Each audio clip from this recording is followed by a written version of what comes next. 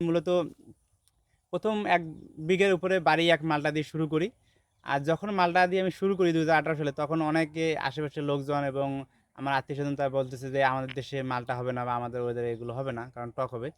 তাদের বাধা শত বাধা ডিঙিয়ে আমি প্রাথমিকভাবে চাষ করি এবং মোটামুটি ১ম বছরেই কিছু ফলন পাই এবং আমি আশেপাশে যে আমার লোকগুলো আছে বা যারা আমার ওই সময় বিরোধিতা করছিল বা তারা আমাকে নিরুৎসাহিত করছিল বাগান না করার জন্য, তাদেরকে আমি ফল প্রয়োগ করে দেখি এবং তারাই পরবর্তীতে আমাকে উৎসাহিত দেয় যে ভবিষ্যতে কীভাবে আরও বাগান বৃদ্ধি করা যায় এবং সেই লক্ষ্যে আমি ২০২২ সালে যখন আঙ্গুর শুরু করব, ওই সময় দেখা যায় অনেকে আমার ফ্যামিলি থেকে শুরু করে আমার অনেক আত্মীয়স্বজন বাধা করছে যে আঙ্গুর আমাদের দেশে হবে না। একটা প্রচলিত নীতি আছে যে আঙ্গুর ফল টক। সেই বাধা ডিঙিয়ে আমি ২৩ সালে কিছু ফলন পাই এবং এই ফলনগুলো আমি আমাদের আত্মীয়স্বজন বা আশেপাশে অনেককে পরখ করে দেখি এবং এর মিষ্টতা এবং বাজারে যে আঙ্গুরগুলো পাই তার থেকে অনেক বেশি আমি মনে করি। ওই লক্ষ্যে আমি ২০০০ ওই বছরে আমি আরও ১ বিঘা এক্সটেনশন করি এবং এবছর আমি অনেক গাছে প্রায় আমার এখানে ২০০ গাছে রয়েছে মাতৃগাছ এর মধ্যে। প্রায় ৫০টি ভ্যারাইটির মধ্যে এবছর আমি ফলন পাবো। আর এই এবছর আমি আরও ২ বিঘা বাগান বৃদ্ধি করব এবং আমি মনে করি এইরকম ফলন এবং যদি অব্যাহত থাকে আর কৃষি বিভাগ আমার পাশে যদি সার্বিক সহযোগিতা করে, তাহলে আমি মনে করি আমি লাভবান হতে পারবো এবং এবছর আমি ফল এবং চারা ২ টা মিলে প্রায় ১০ লক্ষাধিক টাকা সেল করতে পারবো এবং যা আমি মনে করি একজন বেকারের জন্য চাকরির পেছনে না ছুটে তারা বাগান বা বিভিন্ন তাদের নিজ নিজ অবস্থান থেকে এগিয়ে আসে, তাহলে তারা বিভিন্নভাবে লাভবান হতে পারবে।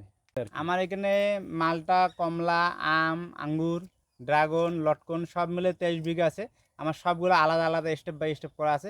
তাহলে আমি এখানে মিশ্র ফল চাষ করছি এই জন্য আমার মনে করেন এখন আঙ্গুর পাকতেছে ১ মাস পর আমার আম আসবে, আমের পর আমার লটকন আসবে, লটকনের পর আমার ড্রাগন আসবে এবং তারপর মালটা আসবে।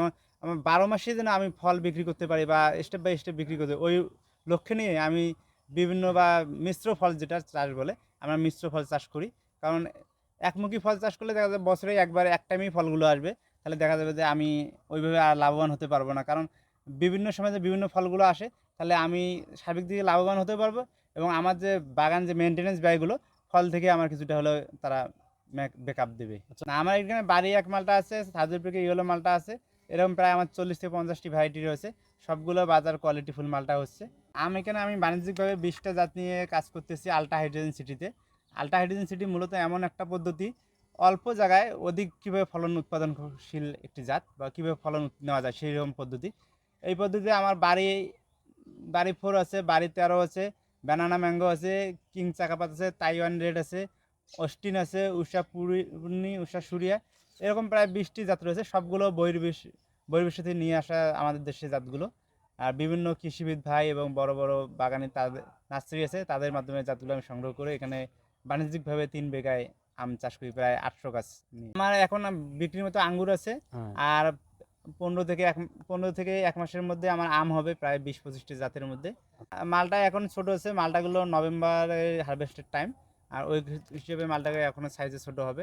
আর এরপরে আমের পরবর্তীতে আসবে লটকন। লটকন আছে আমার ৩ বিঘা প্রায় ২০০ গাছ। আর লটকনের পর আসবে আমার মালটা কমলা ১২০০ গাছ রয়েছে আমার। এখানে আমার অনেক প্রকার ফলের চারা রয়েছে, মালটা, কমলা, আঙ্গুর, ড্রাগন, আম, পেয়ারা, মানে সকল প্রকার ফলের যেগুলো চারা আছে সব আমার কাছে চারাগুলো আছে। এগুলো আমি সারা বাংলাদেশে ডেলিভারি দিয়ে থাকি।